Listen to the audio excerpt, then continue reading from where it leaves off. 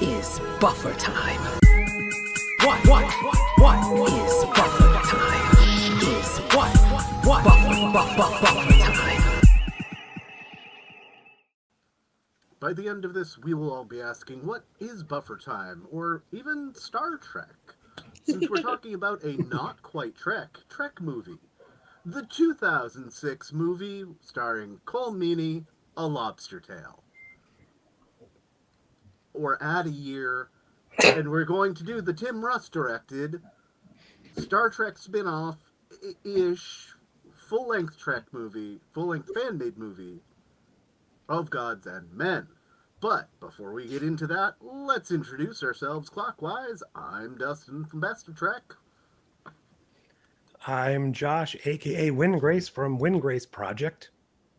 I'm Ren from Ren Rants. And I'm Scott from Opinions No One Cares About. At least some of us care about them. Cole Meany cares. Pepperidge Farms cares. Well, I can't wait to hear your That'll be opinions on a pile of news that we've got. And since Josh has his finger on the pulse of said news coming out of New York Comic Con this week, I'm going to put him in the driver's seat while we talk about some Trek news. What do we got, Josh? So there was no new announcements as far as new shows or anything like some people were anticipating. But we did get some new news about new seasons or new series that are already in production. So I guess we could start with the one that we just finished a couple of weeks ago, Strange New Worlds. We're no longer waiting 13 years between seasons. We got the first 4.5 minutes of Strange New World season 4. And it was dizzying, I guess you could say. For anyone who didn't watch it, all of these things are on the Star Trek YouTube channel. And it's basically, it's from what I understand, the actual first 4.5 minutes of the episode. Oh, look, Pike's upside down. And I guess they toned his hair down a little bit. But I guess just for anyone here who's seen it, coming out of the season we just finished, what are your impressions of what we've seen here in the beginning of season 4? I like how it feels like we're going back to just middle of the road, goddamn 6 out of 10 Star Treks. The last season was mostly like a couple of really good episodes, a couple of really bad episodes, and then some like very lower middle of the road episodes. Yeah. Where a lot of Trek is like, it all feels like it's that like 6.5 kind of Trek. It looks like we're going back to a classic interpretation of like, we ran into a wonky thing and we're gonna see how we get out of it this week. I'm not sure whether I love or hate Pike saying the words "Strange New Worlds." I guess Roll credits. We've gotten to season 4. That's okay now, as long as they don't do it again. But, yeah, as you pointed out, it's like literally dizzying. Like this picture here, we've never had Star Trek spin the camera all the way around, and then to do it multiple times, I kind of hated it.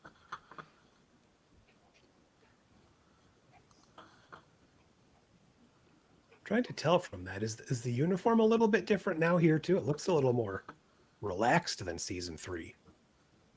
I don't think So so. let's do It's this. hard to tell. Maybe it's just Anson Mount. Maybe he changed. I But don't- any Perhaps other he's thoughts on based this? with Or Android. does anyone have any ideas what's going on in this first episode? None whatsoever. And Some I'm still kind waiting of on shenanigans. puppets, so. Sounds like someone's gonna go onto a planet, maybe. I have my assumptions based on what they've encountered, but hopefully I'm wrong, because I think it's going to be the probe they detect is their probe, and it's going to be time shenanigans, and they're going to encounter their own descendants again. that's Oh, good. boy, let's do that again. Oh, I forgot. We got following the new Trek trope, I guess you could say. This is the 4th series now to introduce a new female Vulcan in the middle of an already running show.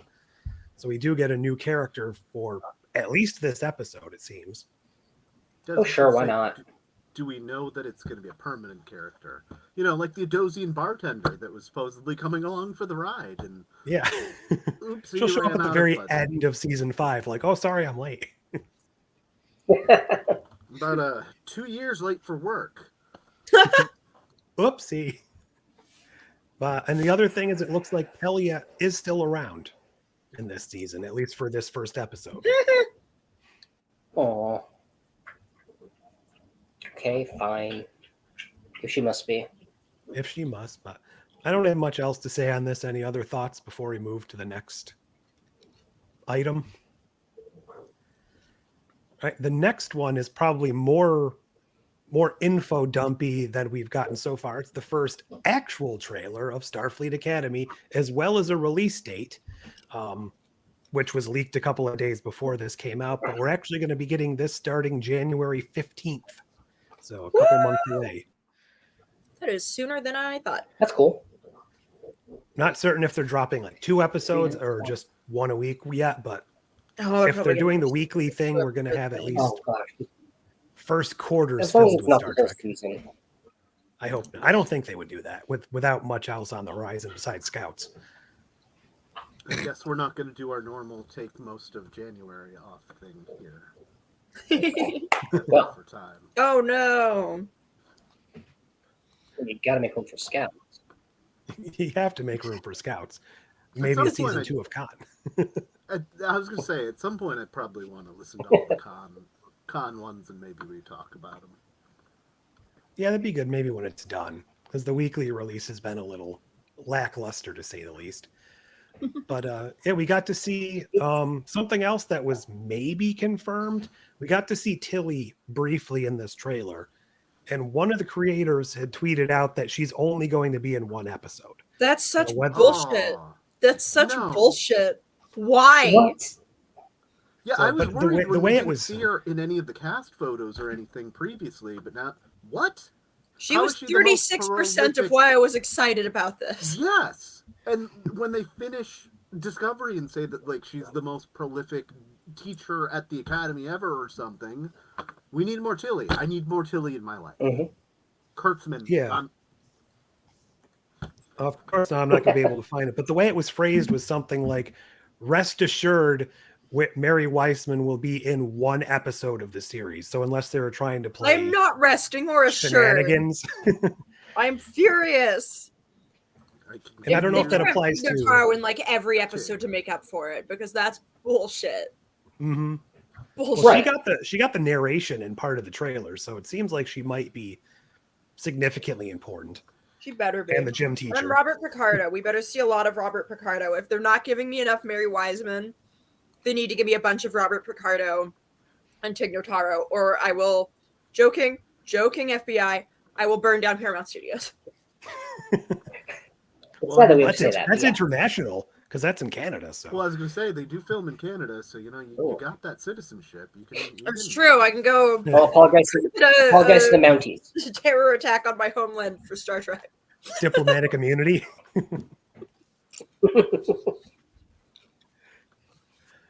But yeah, so basically we get some romance in here. There's some makeout scenes. We get to see the Klingon guy. We get to see I can't remember what this character here is. She's a photonic. We get to see. Yeah, I can't remember. It starts with a K, but she's What a hologram. the heck? We get half Tellarite, half Klingon Paul Giamatti chewing Yeah, it's the same scenery. Paul Giamatti. Yeah, I still don't know what his deal is. Like, I thought he was going to be the bad guy going into this. Maybe he still is, but he also at least seems to be like somewhat familiar with like Starfleet, and they seem okay with him. So we'll see. Yeah, I'm not. I think this is a flashback at the beginning, which would mean it takes place during the events of the horrible, very bad, no good B word we're not allowed to discuss anymore. Oh yeah. I gotta say, I'm more excited for this now than I was before. I know a lot of people have been like, "Oh, Star Trek 90210." It doesn't feel like that now that we've got a proper trailer. Honestly, I mean, It doesn't, but I still would have been excited for that. I mean, we're I've definitely getting some of that because they have Letterman jackets and there's making Yeah. out, so there's definitely going to be romance and Hollywood Good. stuff. I want a sci-fi teen drama. I'm here for it. That sounds fun. But So the I guess fact that young the adult Academy, drama. well, either or. This one character is like 3 days old, so I guess she beats Kess in the weird scale. But, Wow. but yeah, I mean, Yeah. having the Academy an actual ship kind of solves the question of like them getting out and doing things as opposed to just being stuck in the classroom. So we can have the best of both worlds, hopefully, but maybe not the actual Borg. I'll say I appreciate that not all the actors and actresses are size 4s or less. I think It that's is pretty nice cool. to see some body diversity for sure. Is there any big takeaways anyone got from this besides just a showcase of the sets and characters? I think it's fun that it looks like this show has its own little like Michael Burnham and the dude they introduce at the start, who's kind of the like Starfleet fish out of water guy, it seems. I mean, not really, because it doesn't sound like he was in prison, but like, you know what I mean. I was getting more of a cross between Dolph from Prodigy and like Calvin Kirk. Okay. Oh, But yeah, throw some Burnham in there too. I just mix them all up. No, I'm just very happy. That's my takeaway. This is probably a much better teaser than anything we saw for Picard, maybe anything we've seen for Strange New Worlds. Yeah, it looks great. Yeah, Mm. I'm I'm on excited. board. I like their new little badges. They're really cute. I guess we can lead into the other Academy news, and this one was a little odd. I'm not sure if they did this before or after the recent events, but Stephen Colbert is joining the cast as his voice, as the Aw. dean of students, but he's like just the digital version of it. Okay. whatever works. So I'm wondering if this took place before events with his show as a piece of synergy, or after as a like, not like an apology, but like a here, come work for us now. I don't know. I doubt it. Well, I I mean, bet he's still working for Paramount, so. I bet this has been planned, but at the same time, like if he's just the dean of students and they're just going to throw his voice in there, like he mused here in this announcement, that it's just going to be him like basically reading the school announcements at the beginning of the day. They totally could have thrown that in after the fact, and it wouldn't really affect production.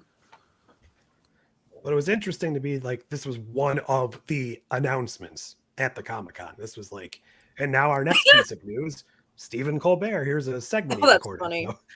So, I guess this was one of their big somethings. I was going to say, oh, and the other piece that wasn't really part of it was that the Warner Brothers Paramount buyout, whatever it was supposed to be, was rejected, at least so far. Thank God. Oh, It needs to, the conglomeration. You can only conglomerate so much before it becomes problematic, and then it just becomes a monopoly, and then we all end up. It's already there. Like, oh my God, I didn't realize. Like, so YouTube TV, I took their trial this week, and it's still there's only one tier, and it's basically cable and satellite, and it's $83 a month. Whoa.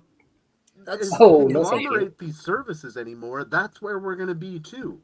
It's going to be like, oh, this is $50, this is $75 a month, because you get everything.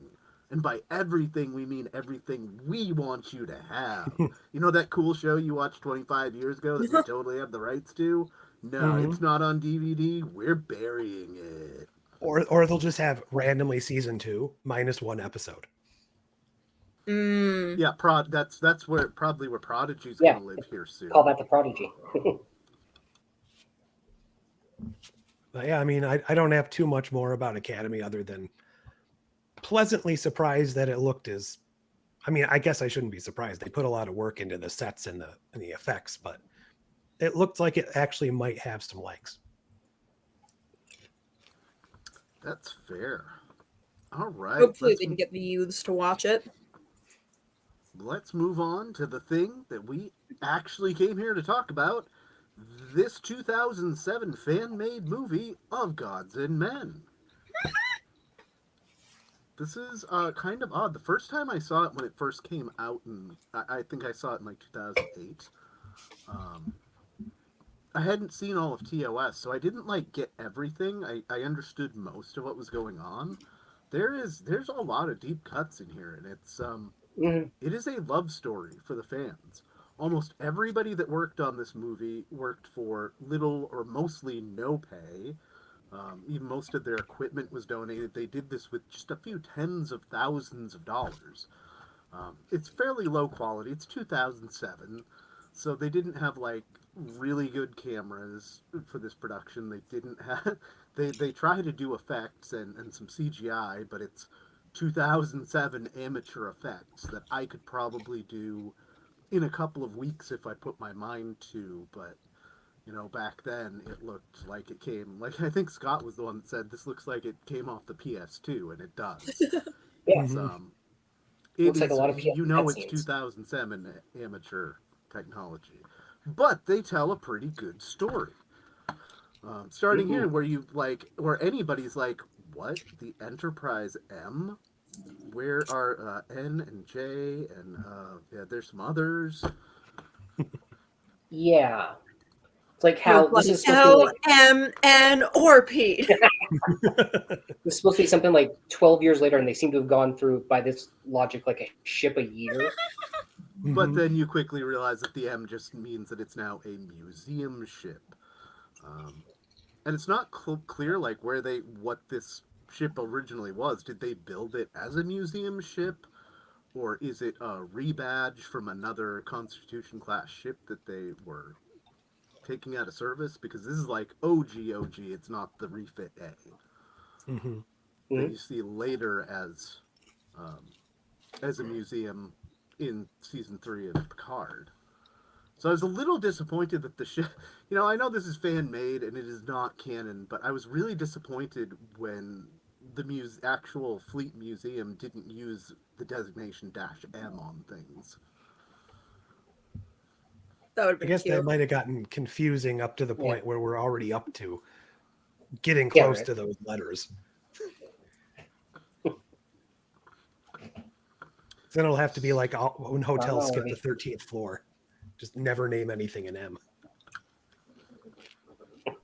So I want to get right into one of the problems with this. And it's a fan-made movie on some fairly low-quality stuff, but you've got professional actors and people that know how to do this stuff. So even for a low-budget movie, why the quick zooms and constant close-ups? Oh my god. There were so many cuts where I'm like, why is this happening? They also, someone was having, way, way, way too much fun doing shot, reverse shot with some of the conversations, and you'd be like, back, forth, back, forth, back, forth, back, Yeah, forth, right. back, forth.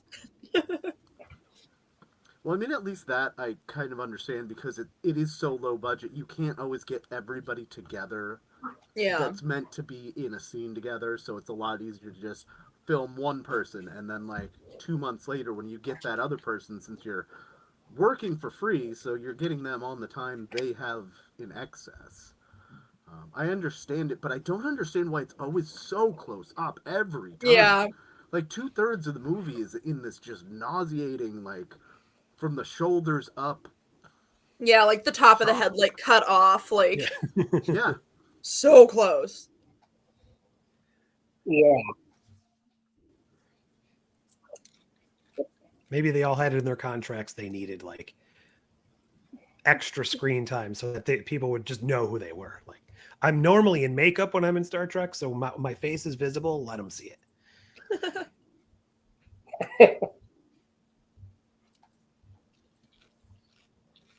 Well, Now, I know this was filmed partially in upstate New York.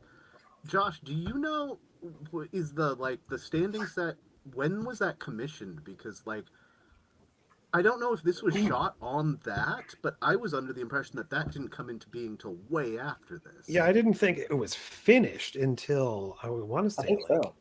after the Kelvin timeline movies, but let me... Yeah, that's why I was when I had looked up some research onto how they filmed part of this, and I was like, oh, the bridge recreation looks really nice. And then I saw something about a lot of it was filmed in upstate New York. I'm like, are they talking about Ticonderoga?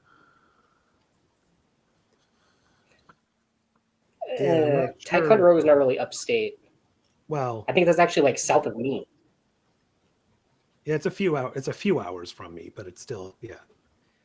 And it's about 2 hours north of Albany. But yeah, I'm not sure when it was finished, but I don't think it was. Maybe they had the beginnings, because they started building it in the late '90s, but I don't think they finished it in earnest until fairly like into the 2000s, and then they started working on the D eventually. Mm-hmm. But maybe this was one of the things that helped propel it to getting completed, because Yeah, they had because I can't everyone find there. the information on whether it was filmed there or whether they recreated this just for this movie. I didn't even realize Could they be had a bit of started both. as early as '90. Interesting. Okay. Because yeah, this had the bridge, which looked pretty decent, and then the transporter room, I think, were the two main Yeah. sets we saw here. They did look pretty good though. Yeah. And auxiliary control. Well, that was just a room. Because they said, let's go to the engine room, and they're like, nah, we didn't build that.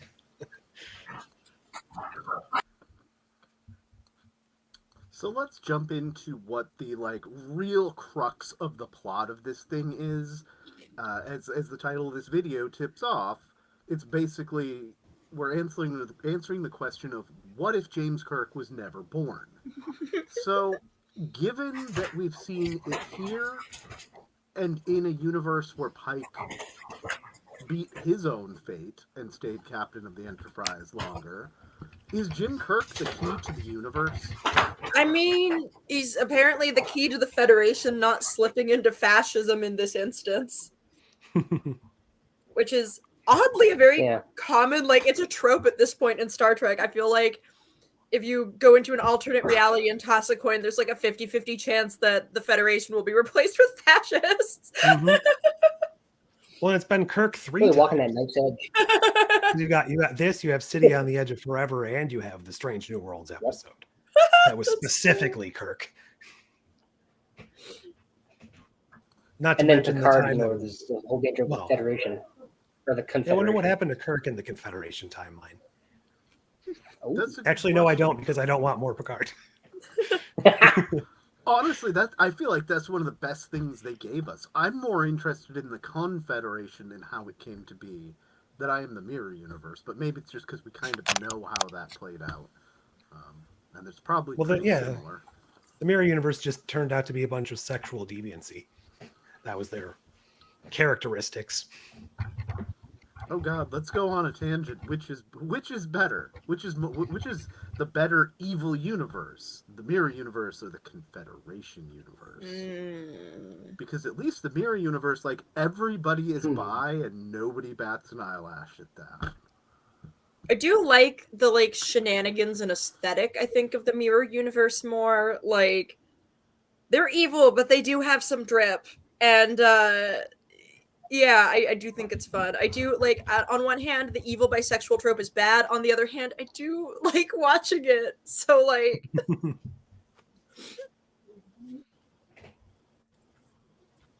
mean, I feel like the times we get to see almost mirror universes tend to be more interesting. Because they don't have to play by those rules. When you got to see it in Living Witness from Voyager or something, or the Confederation, it's almost sort of there, but still a little not quite. I feel like the Confederation universe would make a great limited run of comics. Give me a 5-run comic series about some of the history and major events that have happened in that time. Following President 7. Fuck yeah. President 7. Seeing Old Man Picard kill every villain that was ever in the Next Generation era. Just killing Ducat, killing everyone. Killing Brad Nagasek. Oh god! Oh my god! Yeah! Picard leaving a trail of blood across the universe. Holy shit! That could be it right there. It's just every book is a different person that he kills and how he goes about getting them. That could be really fun. I would buy that series. Absolutely. Oh, Worf could have a bat'leth literally forged from the blood of his enemies. So here's a little piece of the movie that we're actually talking about that I don't know if everybody caught, because I definitely didn't the first couple of times I saw this. Is Uhura marrying T'Pring's fuckboy Ston weird? Yes. Yeah. Like, how did those two even become a thing? It's also just like weird that she has kids in the alternate timeline with him. Those kids die, and then she's like, "Well, we're too old for kids, but I'm gonna go marry this guy anyway." Well, I know, the way it's this just is set up, strange. she had all those kids in what should be the prime timeline. Now, granted, this is fan made, so it's beta canon, but this is the prime Yeah. timeline. She had kids with him in. Oh wait, really? But she didn't Yeah. have kids I with did him not pay until enough the attention end. to this movie. I thought. Sorry. I thought that they were together in the alternate timeline, and then when she got back, she's like, why not? It worked for me over there." Maybe I But just maybe- didn't see it. Maybe you're right. Because Yeah. we didn't see Jake Sisko, we didn't see Sirach in the prime timeline, did we? No, you're right. I didn't think about it that No. way. You might be absolutely right there. This is crazy. And Scotty's lost in the transporter buffer right now, so she doesn't have him. So I mean, sure, go for it. Yeah. I do like that they touch on that at the very beginning of the movie. Especially since they seem to have this little bit of a thing at the beginning of The Final Frontier that never gets resolved or brought up again.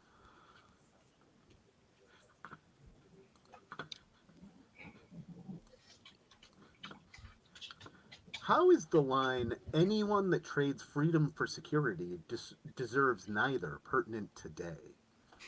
I mean, isn't that a Benjamin Franklin Ooh, quote? it is too personal. I thought it was. Yeah, Those it who sounded would like give up something he said. freedom for a little safety deserve neither freedom or safety, I think is the original. Something Whoa. like that, yeah. Ben It's definitely Franklin. relevant Yes. to today, for sure. I mean, we're just giving up rights left and right like it's nobody's business. It's not great. Or they're taken. Yeah, they're taken with not enough resistance, though. Well, they're taken because it's like, hey, look at this horrible thing over here. Oh, what's that? Sorry, that's Bro, just you your got a right. kazoo Okay. right there and you ain't never played it on screen? What? I think I did once. Oh no, is it broken? Oh,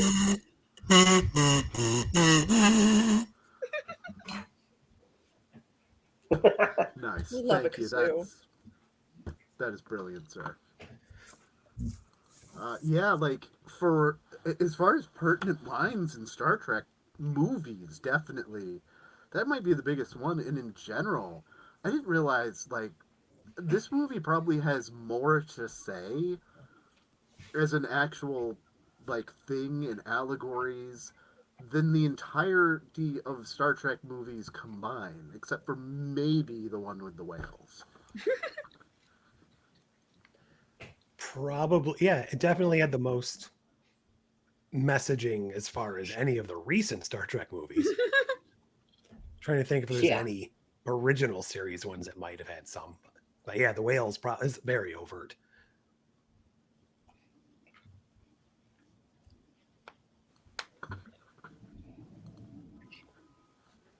Yeah, it's definitely, probably the first time Star Trek ever got political might have been this fan movie. It Yeah. definitely was not woke before this 2007 fan-made thing. Mm. It only took fans way. like, Tuvok to just ruin the franchise with all its woke.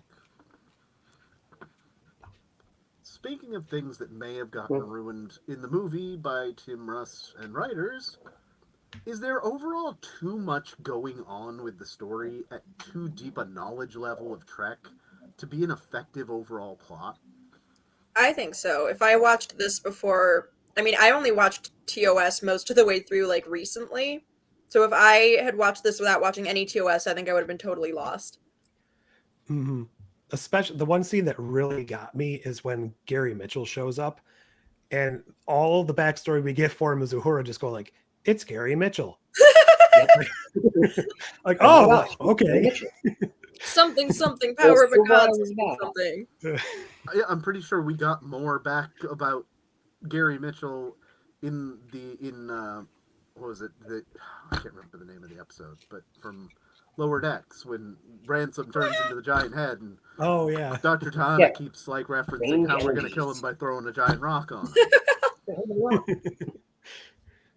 Yeah. Also, like the bit where they beam, where like Janice Rand appears and like distracts him. I feel like that's one of those other things that you like would have been like, what is this? If you hadn't seen like TOS.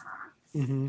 Yeah, I find like that one was a really effective distraction, but she's only there for like blink and you miss it amount of time. Literally. It's like, what?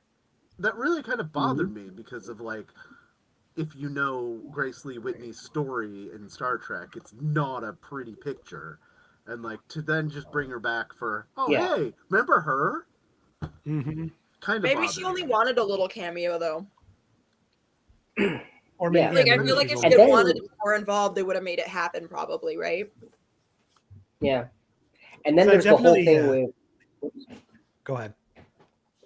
And then there's the whole thing with Charlie Evans, who is ostensibly the main villain and sets this whole alternate timeline in motion and then just disappears for the longest time until he comes back like, oh yeah, I learned my lesson. We got to stop this now.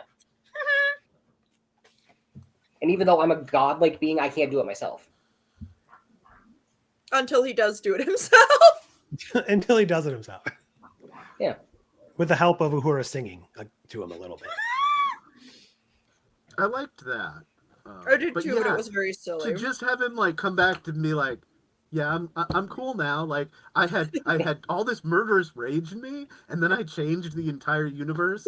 Oh boy, was that a bad idea! I accidentally made a fascism. Oops. You know, I've had some time to think. Fascisms. I just really needed revenge on this dead guy. In retrospect, my actions may have been somewhat disproportionate. You know, I kept expecting Hugh to just step out and be like, what a that'd been mess so you've awesome. made. Oh, that could have been And fun. then Charlie's like, Dad. Although I feel like they didn't really do anything non-TOS related except for having a few non-TOS actors in the show. Not even playing themselves, except for Tim Russ's Tuvok. Except for Tuvok. Yeah. Which makes sense in the timeline, because I mean, at this time would be in between his two like Starfleet careers. And does explain why he doesn't go, hey, that guy looks a lot like Harry Kim. Yeah. But hey, not Harry Kim got a promotion in this movie. That's why actual Harry Kim that's how you didn't know get a it's not promotion. Alpha Cannon. Because Tuvok kept being like, there's something wrong about this kid over here. Do you He's think gonna go bad. How they got Garrett Wong into this thing? Like, you get a promotion in this movie. You get promoted. And you don't have to cut your hair. You're gonna look just so cool.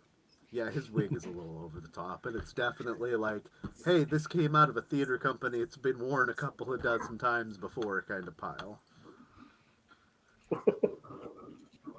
But I mean, for a movie that they paid almost nothing to make, fine, I'm willing to overlook quite a lot for a decent story. And like overall, the story is decent as long as you know all the lore going into it.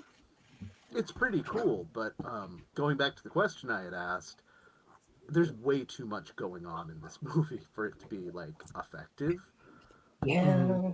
There's too many little touch points, which it's like on the other end of the spectrum from why I don't like a lot of Star Trek's movies. There's not enough going on. There's not enough meat in there. It's just like, we're going to throw a mild action plot over the top of some characters you know.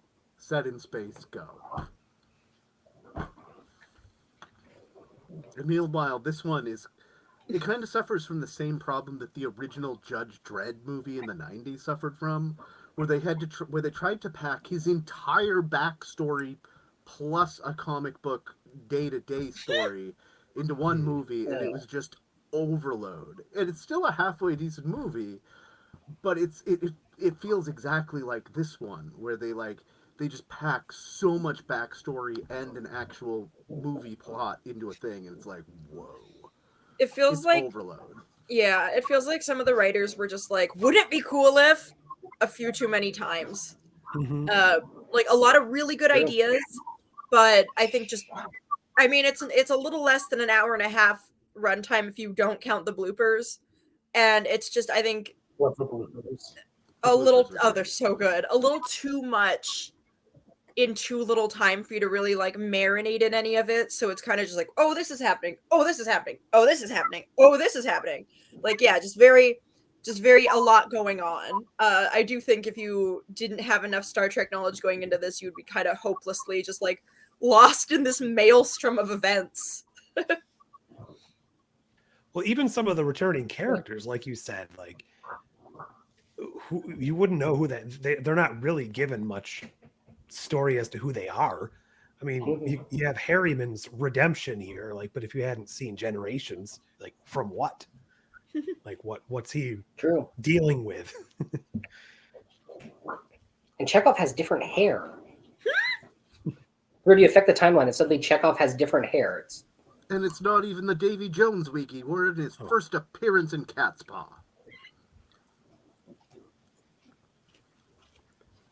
Well, the next one, I think he's bald, so he lost his hair between the two fan films. They overcompensated. I'm just going to mention that here. We will not be doing Renegades, the next movie done by Tim Russ, and a lot of these same actors right now, maybe at a future point. I feel like that one, and even by the time they were done because of the Axanar fallout, they removed like all their Fallout branding, and it was originally kind of supposed to be like a backdoor pilot that Tim Russ was trying to sell to Paramount, and it just didn't hit. Oh, But there's another one with most of these same characters, and it's a very Star Trek-y kind of story, but it's like, I don't even think it's as good. But that's for another day. But just know that there is another fan-made movie by the same studio that you can go look for. Mm-hmm. I think he made it's a a little sequel better. to it too, but it's very not because Star it was Trek. supposed to be like a series, and then even after the Axanar fallout came, where you can't make like multiples and make movies and make like more than two 15-minute things of a Star Trek spin-off. They were going to drop all the Star Trek branding and then do it just as like a web series that was Star Trek without calling it Star Trek. Spacewalk. Star Yeah, Job. pretty much where that- Galaxy Quest? So, Universe Stroll. given that Cosmic this Jaunt. movie, and then 2 years later, it happened again in Star Trek 2009, is Vulcan destined to be destroyed in every reality that's not the Prime universe? Yes, and if it's not Vulcan, it's Romulus. The pointy ear bastards, they're just always fucked. Yeah, you can't destroy Yeah, right. Earth, so you have to go with Vulcan and or Romulus. Any planet that Mark Leonard lived on. Oh, that's a good point. But yeah, this one of the things a little bit on tangent. We talked about the Pike thing earlier, the Pike Kirk thing, but this movie, I keep wanting to call it an episode, pioneered a few things like the destruction of Vulcan, Kirk not becoming the captain over Pike, leading to horrible consequences. Yeah. The first mention of Uhura's name on screen was actually here, apparently, not in Star Trek 2009. So what you're telling me is JJ cribbed everything from this movie. Must have, yeah. Correct. Right down to the ending where they did the famous, space, the final frontier, by different actors. I loved that. Yeah. Yeah. I thought that was great. I thought it was done better here, even. Add that in with the end of Enterprise, where they had several of the actors do it too, and you have most of the cast. So, cut it some slack, but are the effects at least passable for amateur 2007 work? They're fine. They're not great, but Yeah. it's not like they had money. So I can't be mad about it. Yeah, it's fine. If you just squint a little, it's fine. I used to watch stuff like this on my gateway computer back in 2006. Right. It was cool. I do like how these like alternate ships, in this this alternate timeline have like they're not uniform gray, like how this one's got red trim and just a little pop of color. like why couldn't we have that in the prime timeline? Yeah. I mean, you kind of get to it in That's like what lower makes it a decks, little like the color. California classes have different colors. And they had the blue phaser beams, which Strange New Worlds just skipped. Yeah. So in that same vein, why do TOS era Klingons have forehead ridges and fangs? Oh, I don't know why. Oh my god, they look like vampires. Like those are really big fangs. Maybe he was Yeah, part that's a Reman. mystery. Yeah, I guess but we're then going with they the don't- discovery explanation of different subspecies. Well, I mean, Okay. this was made in 2000, so this was made after the Enterprise explanation. So they did know, I guess. So, And I granted, don't know. this is technically in the Lost era and not like right in the thick of the TOS era, but that's true. I like that he's clearly a Christian Klingon because he's got a little cross in his forehead. Aw. yeah, it is a really cheap ridge. And this is J.G. Hertzler, i.e. Martok, for Yes, anybody it that is. doesn't know. Kalis turns water into blood wine. That's what they use the fang for, to extract the actual blood. Mm. He did die and come back. Oh yeah, we didn't get to see him in the actual timeline, so we only got to see altered timeline Klingons. I guess. So Maybe Kirk not being born prevented the Klingons from the thing that made their ridges unridgy. It's everything's The Kirk's onion fault. virus. Yeah, and I mean, in general, even if you go with the Enterprise explanation, this is like by the Lost era, and they'd already said, like, one of the last things Phlox says there is like, well, I guess prosthetics are about to be a booming industry or something like that. So, he's had some time to get some implants here.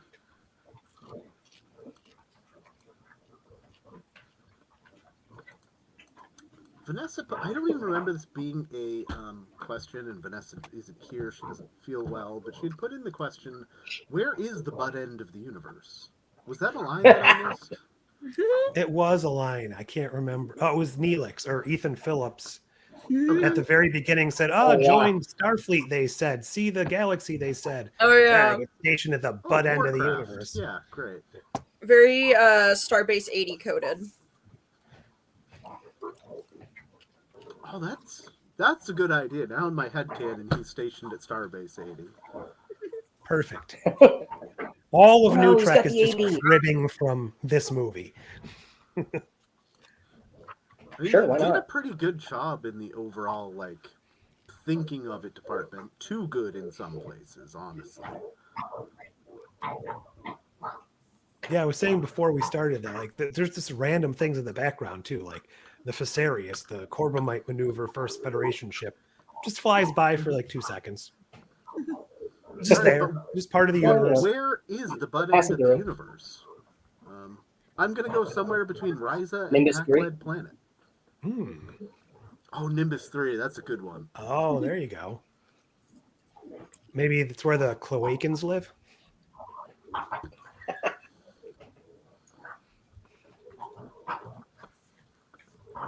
Oh no, it's actually in the very short treks because we got to see the species that actually has butts for heads. Oh, God, yes. God. Correct. Oh. Damn. Wherever that is, Yes. that is the one. I don't want to know. It's through the Let's- black hole and to the left. Oh my god. That's all the questions I have for this thing. If you guys have anything you want to get into before we rank it versus the rest of Trek. I like that this was kind of the Uhura movie. Like she had a ton to do in this, and that was really fun. Mm-hmm. Michelle Nichols is so cool, and it was awesome of her to donate what clearly must have been a lot of her time Yeah. to be in as many scenes as she was in. Yeah. I hadn't thought about that, but especially in this era when it was filmed, Uhura hadn't done very much at all. Like, the most things she got to do were on the animated series at this point. It wasn't until the 2009 and subsequent movies and then Strange New Worlds that we finally fleshed her character out. Mm-hmm. So this is cool. This is actually pretty cool for Uhura. Yeah. She's so good. She's so good. I feel like I'd watch her in anything. Yeah, it's kind of not, I don't want to say a pity, but like that this is probably the best original version of Uhura we got, like live action, actual Uhura. Unless she was in like one of those live action video games, I'm forgetting. But no, I think this is the last thing she did with Trek. And it's not even official Trek. Yeah. But no, she was great in this. It was nice seeing her get, I would say, probably the most screen time of anyone, which was awesome. Well deserved. Too little too late to an extent, but well deserved, because she should have gotten so much more screen time. She's fantastic. Yeah. And we got screen time for the underserved captain of the Enterprise, B. Harriman. Yeah, this is definitely his best appearance out of the two, I guess. One of two. Yeah, so it's a lot of fun. This was actually better than I thought it was going to be, because I admit, when I hear fan-made movie, my expectations were like, I mean, it's 2006. Like, my expectations were quite low. Like, I expected it to be charming, because, fan-made stuff often is, but I was expecting it to be, like, actively bad. And I would say this wasn't bad. It was pretty decent overall. Like, they're outside shooting everything in parks because they can't afford anywhere else. Yeah. Yeah. I like how they even tried to throw in like the Vasquez rocks and like other just Star Trek-y things, like just for the heck of it. They tried. And even when it didn't work. Like there was a lot of love and thought. It did seem a little weird that it shows. Carl was relocated there.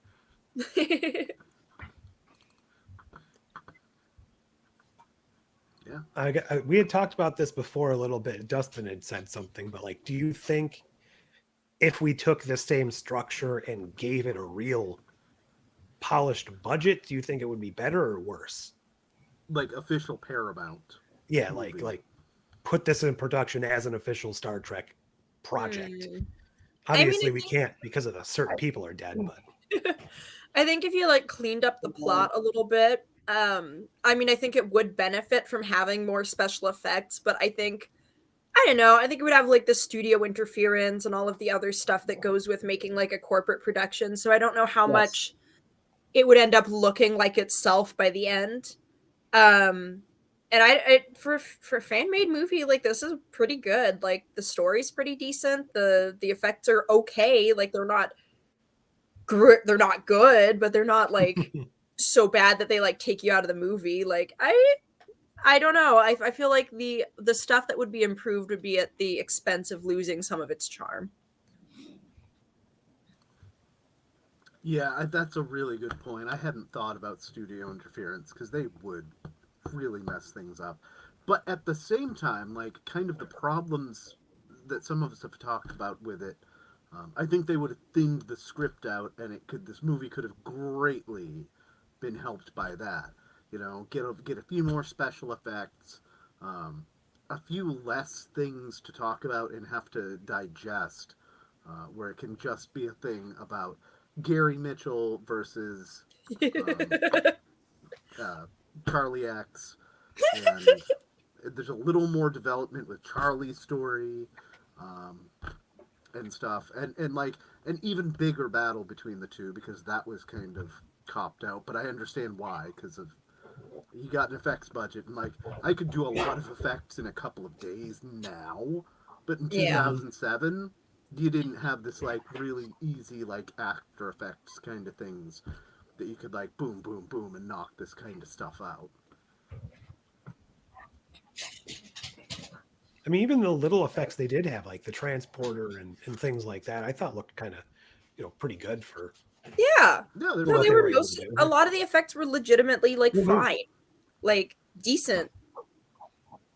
Yeah, the effects are okay. The CGI, I mean, for 2007 amateur free stuff, it's not bad, but that's kind of cheesy. But It's definitely a little the rough. effects were fine. Mm-hmm. I wish that they had access to models and could have used models, because I feel like that probably would have looked better. Maybe at the same time, if you don't have like, and clearly they didn't have good cameras, because even That's 2007, true. a production like this, I felt like the quality should have just been a smidge better. And it's like it's only barely, it's not even quite good DVD quality at the time. So Yeah. you need like good like motion. What am I thinking about? Motion control cameras and stuff to do good shots with. Like There was a ship lot of models. like shaky cam happening for Yeah. sure. And it was So- clearly not like intentional shaky cam. It was just this guy is holding this camera and his arms are shaking. So honestly, I think the CGI is what they had for CGI is probably better than anything they could have done on a budget camera rig. There, especially I if they're doing did- battles. I loved the background that they integrated, like the matte painting looking situation on Vulcan near the start. That was fun. It didn't look good, but I did like how it looked, if that makes sense. I like seeing the statue topple on Vulcan and then comparing it to how it looked in 2009. Just the vast difference in the 2 years. But this was actually more charming. And the budget, though, that's Yes, the no, real- that's what I mean. Like, to see what could have been made at roughly the same time with a budget. Yeah. It is kind of impressive how much like amateur effects have improved over the years. Like not really a lot of years, like what, 19 years? Like Yeah, something like that. Yeah, like now we could like any of us pretty much with a couple of days and $100 worth of software could go in and do like pretty much anything they could do in TNG and maybe a little bit more. Yeah. But at the same time, that also led to more innovation than when you've just got everything there in front of you and you're like, oh, let's do this effect. Like back then, like, how are we going to do this? I don't know. Let's figure something out. All right, aluminum powder and some water, and then we do a layer here, and then we cut this part out, and we double up the celluloid. And it's like, yeah, every transporter effect they did in the TNG days cost $10,000, and I could do that for pennies on the dollar now. Like my favorite story is when they first fought the Borg cube and they showed it regenerating. That was just it's a little that was cheesy, wax but, yeah. that they melted it with a hair dryer and then played it in reverse. Oh, that's That's awesome. That's brilliant. That makes sense too, because I've always been like, oh, the way it like kind of just bends back, it looks very unnatural, but I can see that. All right, does anybody have any other final things they wanted to get into about this movie before we do our out of tens? I mean, I would recommend it. Like if you're a Star Trek fan that hasn't watched this and you don't think it's worth your time, yeah, it's hokey compared to like something real, but it has the heart, it has a story that's interesting, and especially if you're a TOS fan and know like everything about TOS. It is probably the best fan-made thing ever made, even versus Star Trek Continues.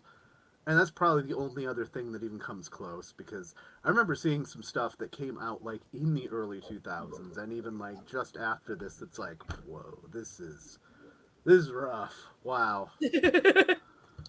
So, best fan-made thing for me. All right, so I'm going to throw up, before we do our out of tens, these are the 14 movies. We went through these earlier this year, and I went through and I got our average ranks that we came up with for all of the movies, starting with The Wrath of Khan, Twalk, all the way down to Into Darkness at a dismal 2.05. Jesus. 10. Wow. Wow, we were not kind to that movie. I think that's almost better than it deserves, but Yeah. I know a lot of people would probably be like, you guys gave Section 31 a 4.05. Yeah, it's actually It's actually okay. It's a movie. I don't know if it would be. I mean, it's very not Star Trek-y, but it has things in it. Well, It is a movie where some stuff Things in the happens, movie. and some of it is not the worst thing you've ever seen, although a lot of it is. People definitely pointed cameras and things happened. Actors said lines. Scripts were written at some point, possibly. Rewritten, Paychecks probably were not. cashed. And that's truly the most important thing, if you ask SAG. All right, so let's use this as a basis to try to give this fan-made film a number 2. I think you gotta be willing to overlook a few things, just because all of these movies were done on tens of millions of dollars of budget, a few of them over $100 million worth of budget. Including money. the ill-fated Into Darkness at the bottom of the pile. Though I will say, its FX and CGI were actually pretty stellar.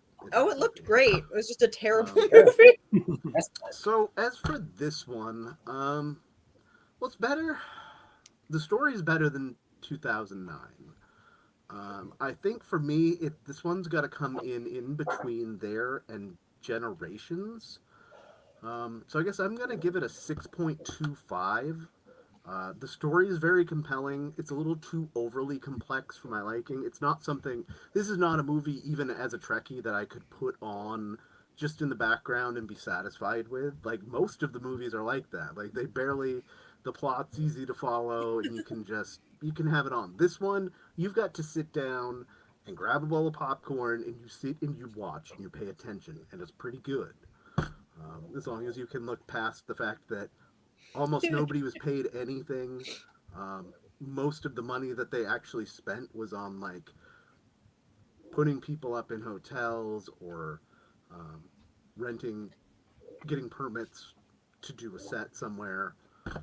So given that there is really no budget to this at all, this is quite good. It beats out many of the tens of millions of dollars movies down here.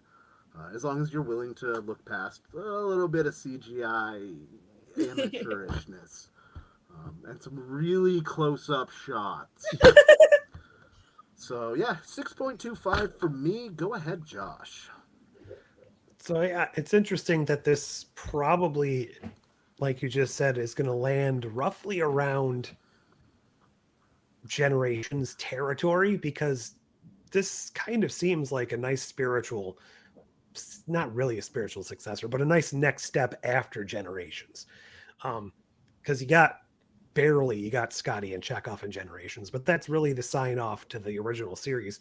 And this is kind of following Uhura, who never really got a decent send-off or really much to do in the original series to begin with, and to a lesser extent Chekhov, more of a send-off for him and a what's going on, because we know, Kirk's dead, we know Scotty's lost in the transporter, we know McCoy lives to TNG, we know Spock lives to TNG, so all those characters aside from Sulu have more play. So this is really the only time we're going to get a follow-up with these characters, so it feels like a good earned next step to watch after you've completed the original series journey. And it doesn't really require too much knowledge past the original series outside of, I guess, who Tuvok is, and the rest of the post TNG characters are just not playing the same person, so it doesn't really matter. So it's really more of a love letter, I guess, to TOS at that time frame, and I really liked it for that. It was filled with deep cuts to the point of like that trivia book I have, like you need to know that stuff to really know what's going on, or you need to have just watched TOS to even know, like, who's Charlie X. He's from one episode. Like, do you know who this guy is? Gary Mitchell, I guess people know more so because he's been talked about over the years and speculated about, but there's just things in here that are easy, like the Tribble, and things in here that are just made for Star Trek fans. to the point where I think like the little callbacks they did in 2009, those were more like making fun of it. And these are just included for the fans because those are the people that were here for this. They weren't trying to find a new audience. They were just trying to make something that they, as Trek actors, loved about Star Trek, and the fans would be like, hey, why not check out all of my favorite Trek actors just having fun together playing their characters? And I think that's the charm this has that a lot of the bigger budget ones don't have. They actually care about the source material to the detriment of making something that might be a Hollywood success. And I was going to say probably around a 6, but I guess I'll bump it up to about a 6.25 so it can beat 09. Sorry, what? So yeah, I had really procrastinated on watching this. I knew it existed, but I just assumed it was going to be really bad. I think I had tried to watch some other fan-made production that was genuinely bad, and in my brain I like conflated the two of them. So I was pleasantly surprised when I sat down to watch this, and it was pretty good. As I said, I really like that Uhura gets to be like basically the main character of this movie. And we get to learn more about her and see her in action. And I especially like that she gets to be the main character of this movie while being like, you know, an older lady. I feel like we don't get that very often. It was nice to see. I liked all of the Trek deep cuts. I do wish they had scaled the story back a little bit, but it still like comes together pretty well and overall was compelling. The effects were fine. They weren't great, but you know, they were like most of them were at least TOS level, and that's you can watch it with your eyes and it's not terrible. And yeah, the sets were really like lovingly constructed, or they had somehow gotten access to like real sets or something because they looked pretty good. So I think just with the amount of love and attention to detail and like heart that went into this, I'm gonna give it a 7. I think it's pretty good. I think it's definitely up there as Star Trek movies go, and there were so many like unique things about it that makes it stand out among the rest of the movies. So yeah.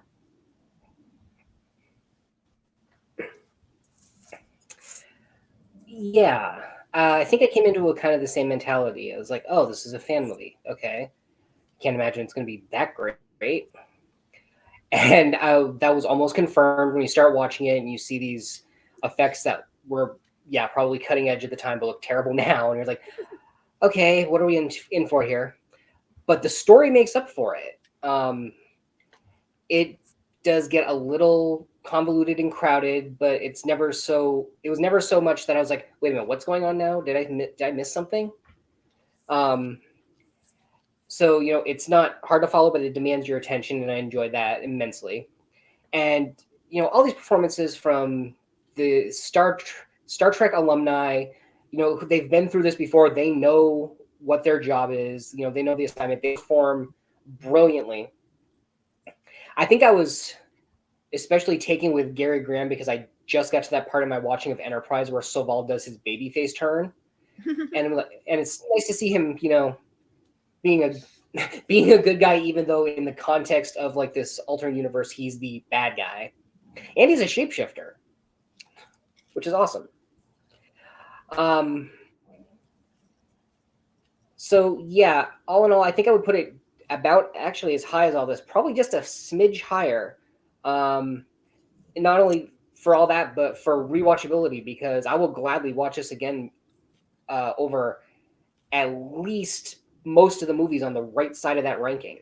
Because I do like watching The Final Frontier for fun. So all in all, I would say a 7.25. Oh, that's a really tight range for us. I don't know if we've all ever come within just 1 point of each other on our rankings.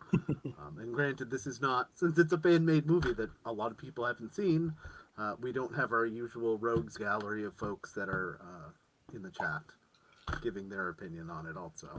So, 6.69. So that beats out The Search for Spock. Yeah, I was going to say, we just averages above Search for Spock.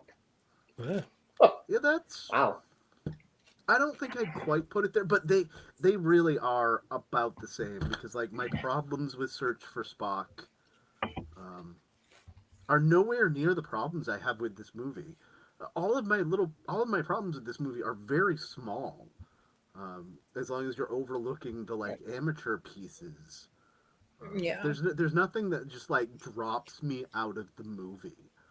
There's a couple of parts in Search for Spock that are like, yeah, basically the entire Genesis planet.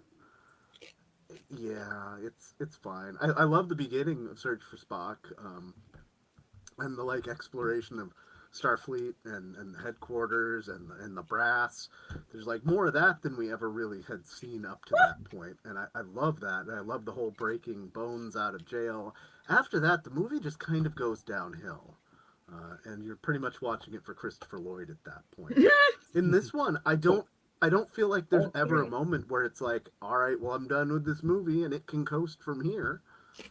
It gets to like a upper of the road mid-tier level, and it stays there the entire movie, and it keeps me engaged. Yeah. I just wish it was a little. I wish there was a few less things. Honestly, I mean that's the biggest problem. It had too many things going on, but just a little too ambitious. But quite good. I mean, when you have a few tens of thousands of dollars thrown around on a 90-minute movie and you can legitimately hang in there. So we just actually put it in the top 5. If we have it all right. there, it is in the number 5 slot out of 15 Trek movies. I think Tim that's fair. You did definitely good, out of anything on the right-hand side, it definitely has maybe the motion picture because I was doing sort of a Star Trek-y thing, but it's the only one that has any real heart as far as a lesson of any sort. I guess that maybe Data's sacrifice. That is pretty much the Trek movies' biggest flaw. They don't follow the formula that works from TV. They just take characters that we know and set them in an action drama in space. And occasionally it works really well, and most of the time it doesn't. Yeah, this is almost like the mirror version of Final Frontier, because that was also a passion project. It just went wrong in so many ways. That one too. Like, if you shortened it and you cut it down and you gave me more about Cybok and like getting into people's feelings, I would have been more for that than the like hodgepodge of random shit the movie became. Mm-hmm. It's so odd because it has the best McCoy scene out of anything, and then like a lot of just futzing around on Nimbus.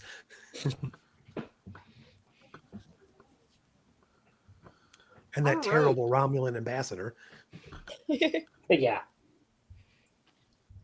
Yeah, she's fine, I guess. I don't know. The whole idea of Nimbus, I agree with Scott, actually, that Nimbus is, where's the butt end of the galaxy? Nimbus 3. Absolutely. Piece. Oh, wow. Especially since it's a desert, is that like, I think we can now tie that to Gaza. Nimbus is Gaza. The planet of galactic peace. Everything is fine. I'll save any other thoughts for my political stream. But all right, let's get out of here.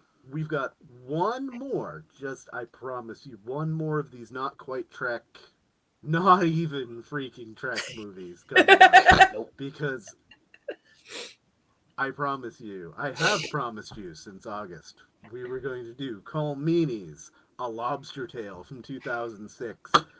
And by the Great Koala, that's what we be doing next week. So, I would like to thank my co-hosts for joining me on this fan-made project, and for all of you who turned in. And until we see you again, live long and lob.